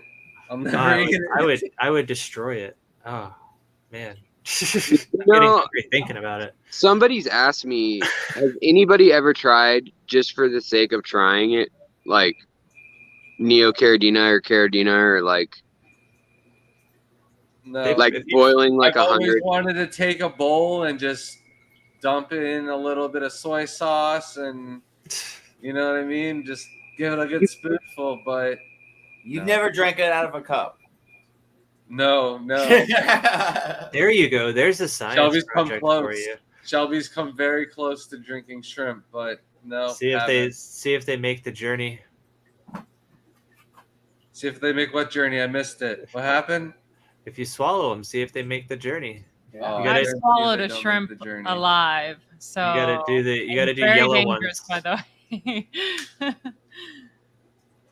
I've had them jump when I'm trying to pull them out of the tank where there's only that much space, like between racks or something, and I've had them jump and like get in my face, but never in my mouth. The craziest So- thing is when they jump, they have the best, like, while they're in air, to change the trajectory so that they land in water. 'Cause I've Yeah, had them land in like stupid little cups of water on the counter and stuff like that, and like tiny, like little kid cups. You know what I mean? It's like, dang it! How did you make it in that? It's well, I've amazing. had them jump out and around. Like they must have jumped like a boomerang. Like I don't Yeah. get how they jump down like to a shelf that's not even like overlapping. That's what I'm saying. Like they change trajectory midair. I don't know. Yeah. They send like a little water jet out that we just can't see with our eyes. But there's I a think science. I think they do the same thing that like when they jump backwards and then they probably like open up and then they Like probably a jump backwards again and like twist. They've unlocked double jump. Yeah, double. That's the double tap Neo Carradina. Up, down, left, right, A, B, E, A. Yeah. Brian's Well, over there Dan, I entering want to the thank country you code. for having me, but I actually kind of got a roll tonight now. No, you're Um, good, man. Hey, when but I thank didn't you. expect this to go on this long. We were gonna have another surprise speaker on tonight. They weren't able to make it, so I was really happy you went on as long as you did, and it was a great conversation. Hopefully, everybody didn't get too bored with the Latin. I'll probably replay this like in a couple weeks or so, and then Just translate. every time you say a Latin word, I'll just try and pronounce it, and then I'll replay it, maybe. And the kids are going to be like, "Can we listen to some music?" And I'm like, "You will learn Latin too." All right. I guess I should next week's topic on my channel. I'm gonna do botanical Latin. That's what we're gonna Nice. do. The whole 2 hours botanical Latin. Just reading from the book. I'll get my friend Kevin Allen on, and yeah, I'm all for it. I want to learn. By the end of the year, I want to like double my, bank of Latin terminology, which should I not did- be hard at all. I did a live stream where I went over the basics of Latin and Greek.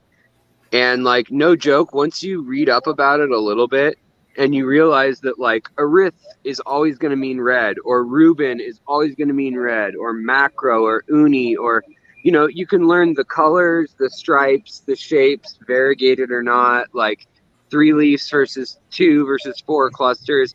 And it really helps like to know about 100 base either prefixes or suffixes. Yeah. That's a good book. Get it back, Chance. There you go. this is my best friend. Is that by Harris? Yeah, Yeah. this is That really, that one and Crystal Castleman's aquatic aquarium plant, those two are like my reading companions always. hers is nice, but it's like real specific species. This It just is. covers all the morphological terms, everything that you would need to ID a plant, like regardless of if it's Right. aquatic or not. So like Yeah. when I'm talking to botanists about herbariums and stuff like that, if you don't like say their language, they kind of look at you cross-eyed because they're so bred into speaking like this now that they're Right. like, what are you talking about? Yeah, totally. Kevin is amazing. Yeah, I mean, the other thing is you've got have you seen the channel? You probably have, I'm sure, but like Crime Pays, Botany Doesn't. Yeah. Yeah, the way I've he, I've been watching as much as that as I can so I can learn the terminology, and he really goes into like the flower he does. and stuff like that. So I'm learning. Yeah. it's awesome. I got plant walks coming up where I kind of dove a bit more into it too. On my channel, I'll be uploading a video next week. Sweet. Where I won't be able to make That's on any this month, but when we get back from Dallas, I want to try and make the next one or one before the end of the summer, man. I got requests to do some walks up in Central Florida, so I might do one a little closer to you. When I'm down there in September, I mean, I don't know all the species. I only know the ones that I know from the aquarium trade, and I don't know their landforms usually, you know? So if you happen to be around in September, I'd be head over heels for that idea if possible. So I could probably make that happen. That's far enough away that I could square that off with family stuff. So yeah.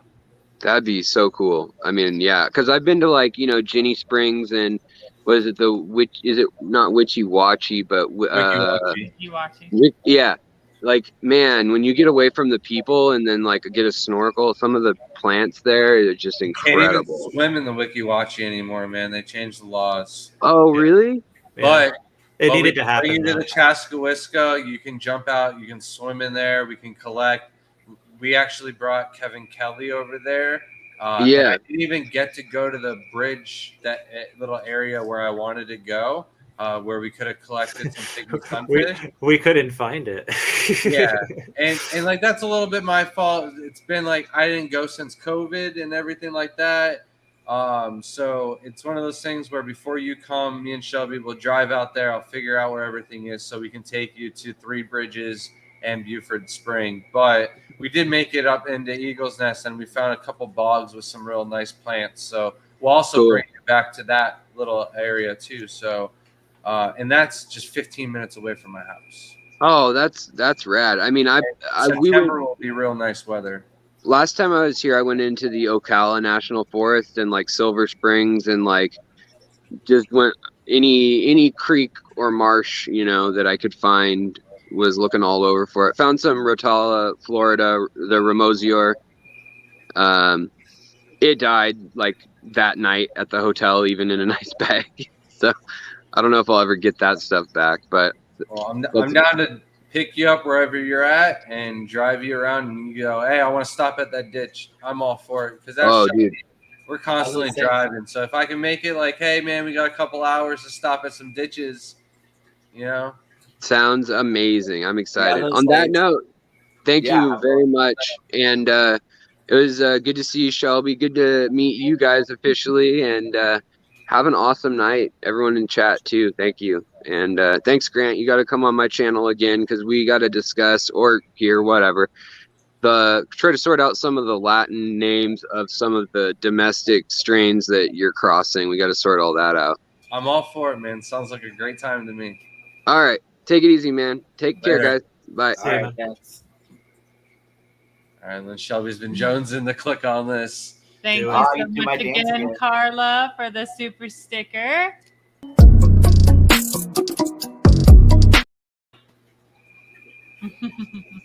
And if Alex doesn't take the shrimp dancing on the stripper pole idea, Shelby will have to wrap that one up. Make sure it has the prawn hub. Yeah, we need to copyright that probably. But anything else in chat? You guys got anything you want to talk about? Since we usually talk about it, you know, in the beginning of the chat, updates Yeah. for the week or anything like that. I kind of Yeah. wanted to adjust Brian's stakes. He's worked on it quite a bit since the last time we saw him. Well, whatever you want to do first. I got a few things to talk about, I guess. Go ahead, too. Chance. So August 6th, I'll be doing a paludarium demo at Badfish. We're going to be setting up really, really nice paludarium there, August 6th. And then, let's see. So you're not going to Dallas then? So I'm going to reschedule that for after Dallas. So it'll be after Aquashella Dallas that I'll be doing that paludarium. So that's going to be the week after that, actually, now. All right, because I was like, dude, the 6th is the day before Aquash. I literally like was about to pull. Yeah, I just bought a plane ticket to Dallas to leave the 3rd too. So you're leaving the 3rd, and then you probably get home I'm leaving the 3rd, and I'm coming back the 8th. Yeah, and you're flying, Yeah, so that'd be nice. yeah. I found a ticket for like 270, so I was like, that's probably what it is in gas if I were to try to drive. So Probably way cheaper yeah, than gas. exactly. I know. I don't know what you're driving, but it's going to cost us over $400 in gas. So unless Right. you got something like double my gas mileage, which So- wouldn't be hard. I got a V8. It's horrible. I'm staying with my buddy. Wow, I'm half asleep. I got like 2 hours. I thought you're staying with George Farmer. I'm staying with George Farmer during Aquashella, but Okay. during before that, I'm staying with my buddy Dave, and we're gonna be going out. He has a few areas in Texas where there's some really awesome plants. Nice. Ludwigia carpus from Texas, so that's gonna be what I'm gonna look for. But yeah, and then I don't know if you guys have ever heard of Island Vibes Kava bars or whatever, or Kava bar, but I'll be doing. No, I got a buddy that works at one, but that's all I Awesome. know about it. Well, there's a chain of Kava bars in Florida called Island Vibes, and I'm going to be doing aquascapes in all of them up and down the coast, and I'm going to be putting plants that I have at my nursery on consignment at a few locations that are local here. So there's like 6 different locations that I'll be doing scapes at, and each one's going to represent a little bit about that individual area and bar. And those are coming down the line very soon. I'm doing the first one here in about a month or so, around the same time that I'll do the paludarium build for Alexa at Badfish. But after Aquashella. But after Aquashella. We've And that's never it. been there. I saw your video. It's You a guys nice store. Haven't seen Chance's video of his tour at Badfish. It's a really nice store. We don't have anything like that or near us, and I always I didn't either until she pet came stores along. as being, they suck, and then I'm always like, oh yeah, there is Badfish, and I haven't Yes. been there. So Yeah, if you do something there and we got the time, maybe we'll try and make it. that'd be cool. Thermoplastic. Yeah, that's where I would be. And Do you have a video on thermoplastic yet? I just got my stuff back from She Who Shall Not Be Named, so I'll be doing that hopefully soon. I got plenty of thermoplastic. I'm not I sure. do now. I'm not sure if the video where Kevin Kelly came and did a demonstration where we go into it on the thermoplastics or not, but it should be a little example of it at least on that video. And Kevin Kelly has a video up, I believe, of it too. So if you want to, yeah, he goes into depth. I forgot on building that piece. Yeah. So if you want to go check out Kevin Kelly's channel, Brooklyn Hardscape, he has an amazing tutorial that we all learned from, pretty much. So You got the line. We were lucky enough for him to teach us in person, but yeah, it's the same demo. Chris George said, I'd love to know where in Texas to find plants. Well, Chance is going to find them first, and then I maybe will find the follow plants and I'll let Chance. you know. So Texas actually has a freshwater biologist that I follow, Casey, who is freaking awesome. He does habitat restoration all through there, a bunch of springs that are over there. So I'll try to get his information and I'll put it up in my stream next week if I remember. If you're in Texas, but there's loads of plants there. You guys are you have such a diverse area too, especially like southeastern Texas along the Gulf and everything. It's loaded. So, and then there's parts of southwestern Texas that have little oasis streams running through them that have plants that are only found there too. So Texas is on my list to go explore. I've done some exploring in Texas. We might have fallen in the water. You fall everywhere. You're always you're always breaking something or hurting something. Listen, I'm just adventurous, so it's bound to happen. All right. adventurous, You accident live life prone. in a bubble. It's just what is going to happen. If you live life bouncing off of bubbles, then something's going to happen. Nano Aquarium guy asked Chance, when you go to Badfish, will that be like a class or will you just be scaping it and leaving it there for display? It'll be a class. I'll be there doing it live, and if you've ever seen me scape live, I like to talk, so I'll be there and talking. I'll show you what I'm doing and how I'm doing it and stuff like that. So, yeah, I guess it'll be like a class, but it's not. There's not a lot of space, so people may have to There are like. tickets being sold, I think, is what he's trying to figure out. Oh by, no, hang out. no Okay. tickets. Come by, say hi. If you're interested, hang out and watch. If not, just say hi and take off and buy some fish, and come back in an hour or two when I'm done.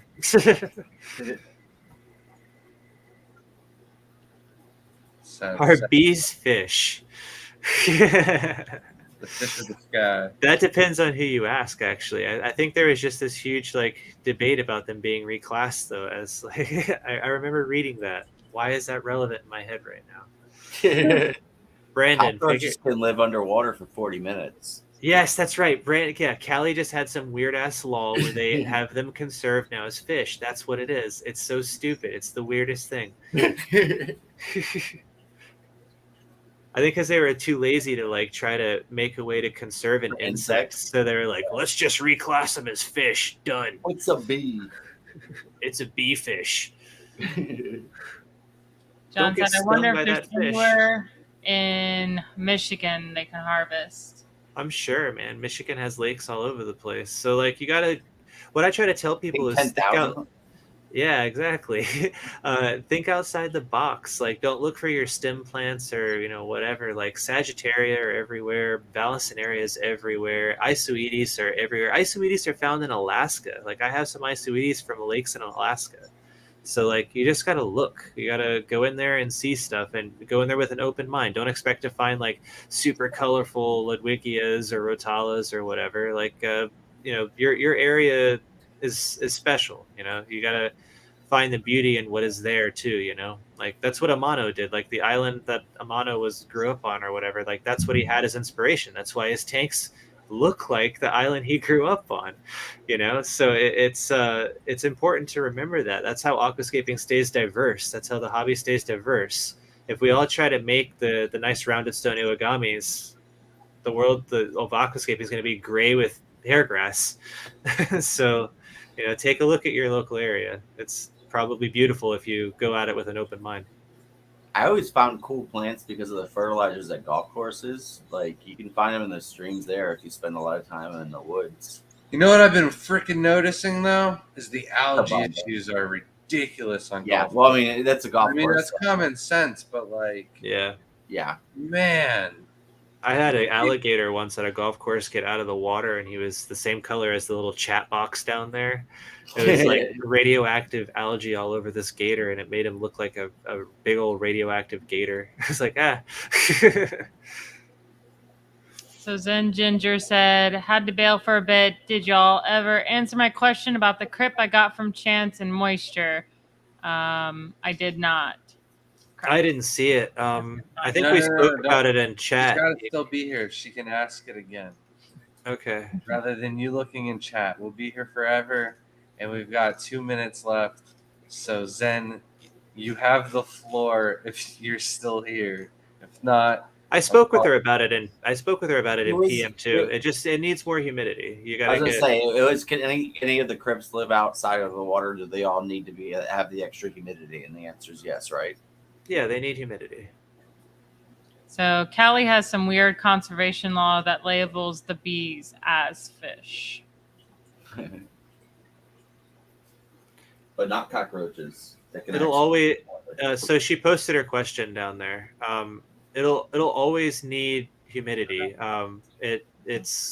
You could probably get it to adjust over to a lower level of humidity, but it has a range that it needs to stay in order to grow, because it's an aeroid, so its leaves unfurl, and the way they're going to do that is if there's moisture for them to do that. Otherwise, they get stuck, and then they won't grow. They'll just die.